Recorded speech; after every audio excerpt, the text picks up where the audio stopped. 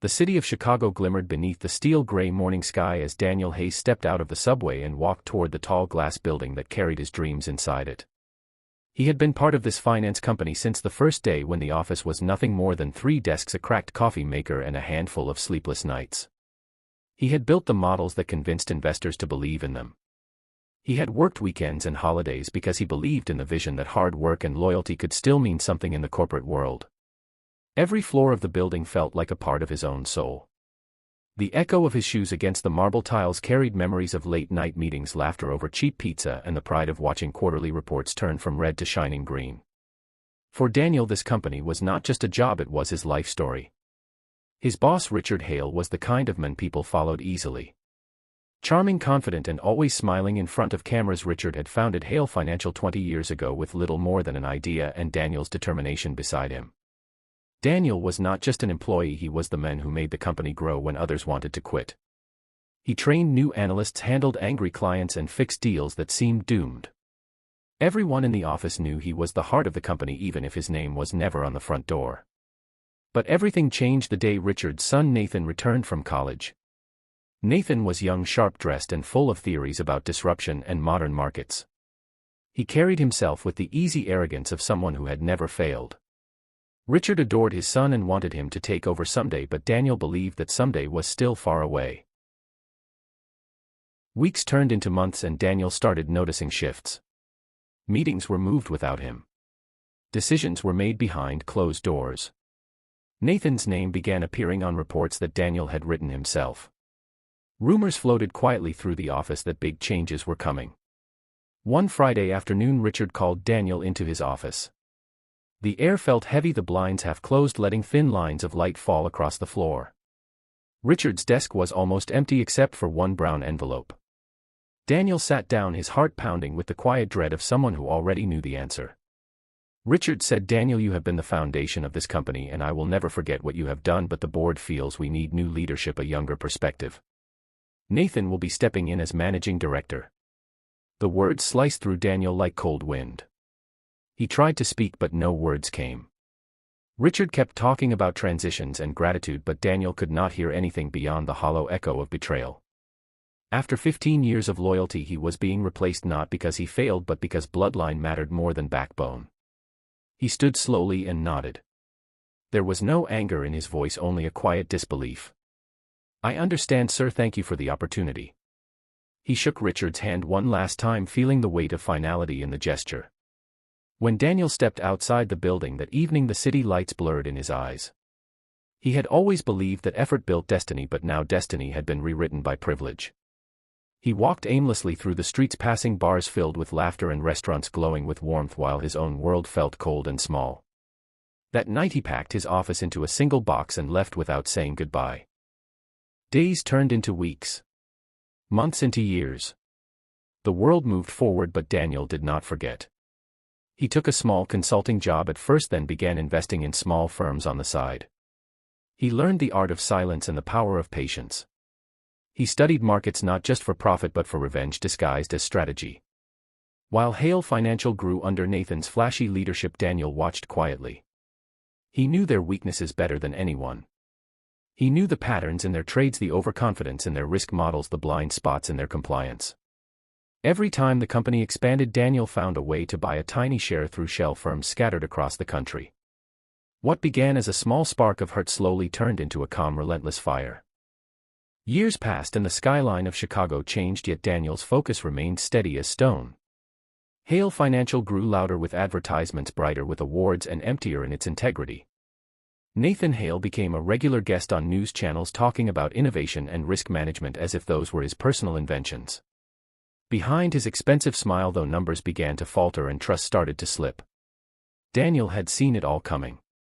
He knew Nathan's type, men who confused arrogance with leadership. He watched their quarterly statements from afar, reading between the lines the way only an insider could. While investors praised Hale Financial for its bold expansion, Daniel quietly positioned himself to collect what they would one day lose. He opened a small private equity group named ArcLight Partners, registered under another man's name. Through ArcLight he began acquiring distressed assets linked to Hale Financial. Old suppliers, unpaid contractors, forgotten branch offices, anything the firm neglected, Daniel picked up like discarded gold. He never revealed his hand. Every paper trail led somewhere else, and every move was small enough to stay unnoticed. He became a ghost in the market, a whisper among brokers who wondered who this new player was buying everything Hale Financial touched. On a cold December evening, Daniel sat alone in his apartment, surrounded by files and flickering screens. The city below was glowing with holiday lights, but his mind was buried in numbers and plans. He no longer felt anger, only purpose. He whispered softly to himself, let them keep shining a little longer. Every empire needs its golden sunset before the dark. Meanwhile, inside Hale Financial, Nathan's leadership was beginning to crack. He was charming in front of cameras but reckless behind closed doors. He made big promises to investors that never quite delivered. He replaced old loyal staff with people who feared him more than they respected him. Morale dropped. Turnover rose. But Nathan kept smiling because he had his father's blessing, and his father still believed in him.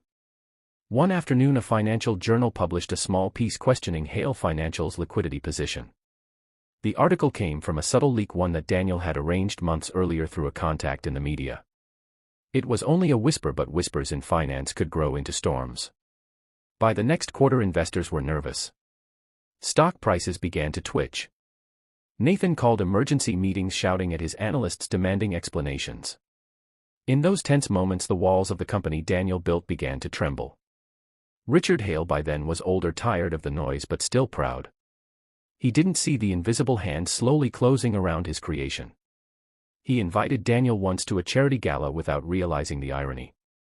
Daniel declined with polite words and a quiet smile. ArcLight Partners now owned several small funds that collectively held nearly 18% of Hale Financial's shares, hidden behind layers of investment groups. Daniel's plan was patient. He would not destroy what he built in one strike. He would take it piece by piece, just as they had taken his career.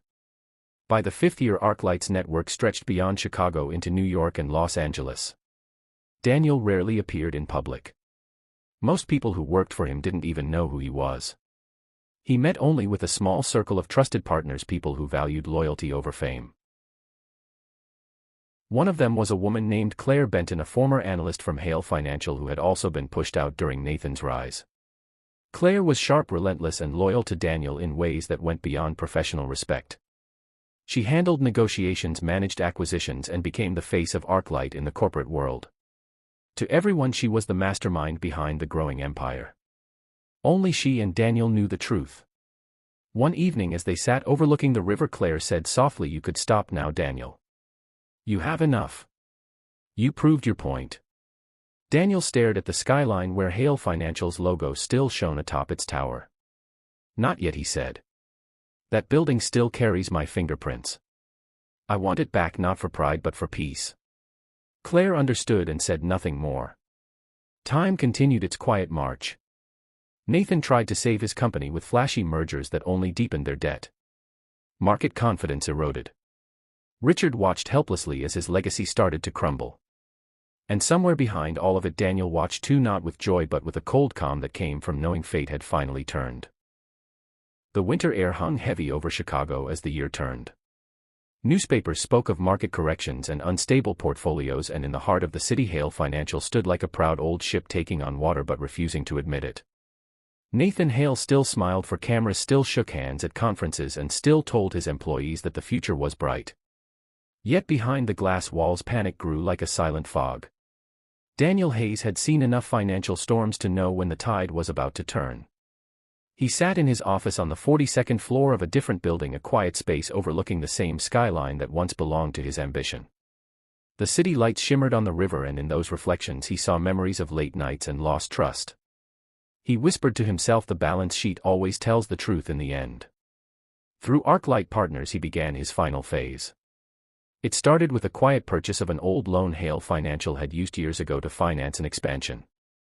The debt had changed hands several times, and now it landed in ArcLight's portfolio. It was not a large loan, but it was tied to the company's core assets, including its headquarters. If Hale Financial missed one more payment, ArcLight could legally seize ownership. Claire Benton watched Daniel work in silence.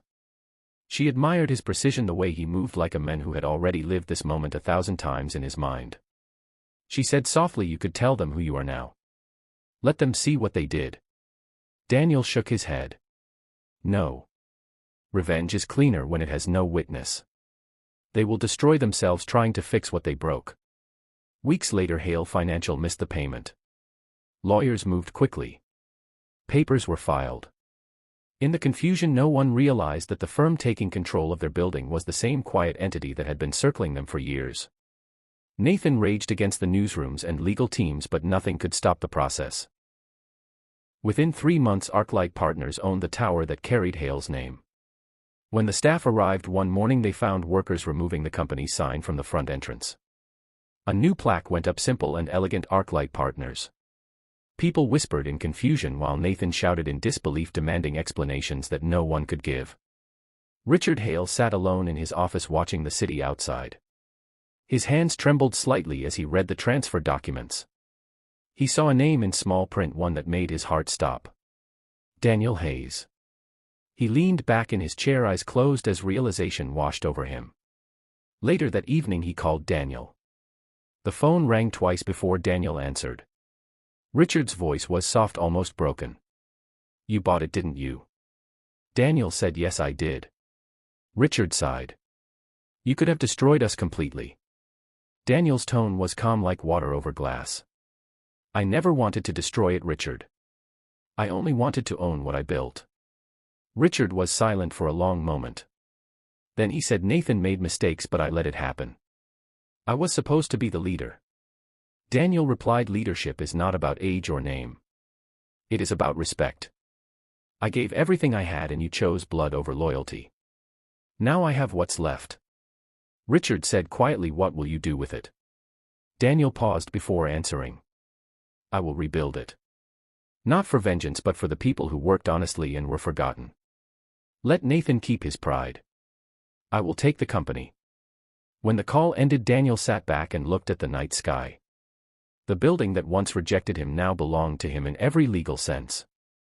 The victory should have felt sweet, but it carried a strange, quiet ache. In the following months, ArcLight restructured Hale Financial under a new name, ArcLight Capital Group. Employees who had once feared layoffs found stability again. Systems were cleaned, contracts were renegotiated, clients slowly returned. Under Daniel's invisible leadership, the company regained life. Nathan tried to fight through the media, claiming betrayal and corruption, but few believed him. Investors had already seen his arrogance too many times. Within a year, he disappeared from the headlines, a man consumed by his own ambition. Richard retired quietly, moving to a small town near the lake. Sometimes he sent letters to Daniel, short handwritten notes that carried no bitterness, only reflection. Daniel never replied, but he kept every letter in a drawer as a reminder that even betrayal can grow from love misused. As the second winter came, ArcLight Capital stood taller than ever. The world never knew the full story of how one man had rebuilt what another had stolen. But Daniel did not need them to know. He had learned that power spoken loudly fades fast, but power held in silence lasts forever. P4. Here is part 4, the final chapter of your cinematic English revenge story, The Business Betrayal, written in full flowing style with no commas or headings, ideal for voice narration and USA audience visuals. Spring arrived and the chill of winter faded from the Chicago skyline, yet inside Daniel Hayes the season remained quiet and gray.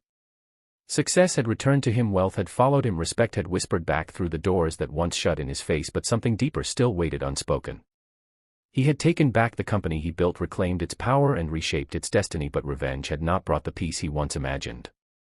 Each morning he walked through the marble lobby of ArcLight Capital, where sunlight poured across polished floors and young employees smiled at him with admiration they did not fully understand. To them he was the mysterious founder who had rescued a dying firm and turned it into a powerhouse again. To Daniel it was a building filled with ghosts.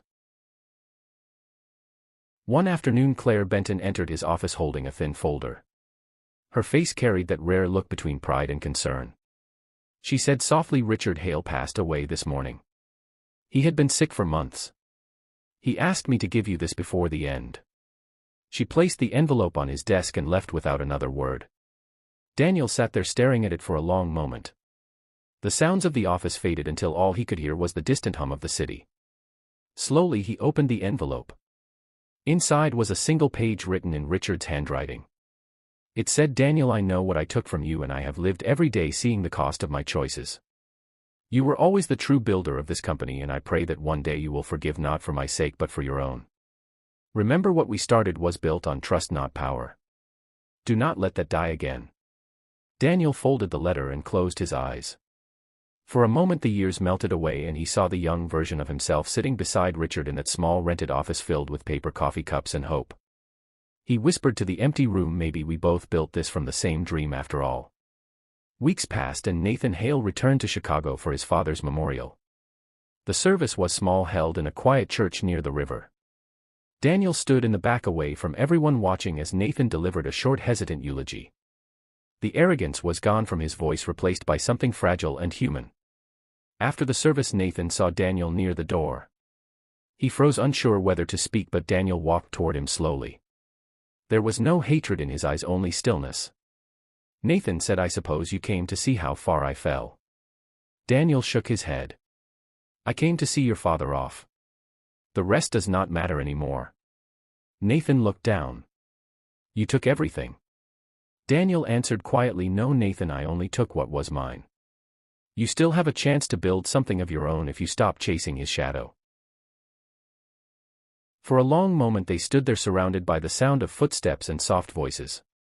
Nathan nodded faintly and walked away, leaving Daniel alone in the fading light. That evening Daniel returned to the office one last time. The city outside glowed gold under the setting sun. He stood by the window watching the reflection of his own face against the skyline. The company was thriving again, stronger than before, but he felt that his part in its story was finished. He called Claire and said, "I think it is time for you to take the lead." She hesitated, then smiled through the phone. "You built this, Daniel." He replied quietly, "Then it will be safe in your hands.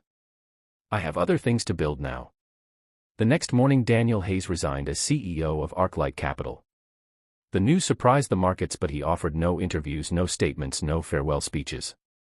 He left quietly, just as he had once been forced to leave, but this time it was on his own terms. He moved to a small coastal town far from the noise of the markets. He opened a modest financial literacy foundation, teaching young people how to manage money with honesty and discipline. In classrooms filled with laughter and curiosity, he found the peace that power had never given him. Years later, when people spoke of ArcLight Capital, they spoke of innovation and ethics and quiet strength. Few remembered that it had once been Hale Financial. Fewer still knew the story of the men who built it twice, once with loyalty and once with patience. On certain evenings Daniel would sit by the ocean watching the waves roll endlessly toward the shore. He thought about the choices that had shaped him, the betrayal that had burned him, and the power that had tested him. The wind carried the faint scent of salt and memory. He smiled faintly and whispered to the sea, "It was never about revenge.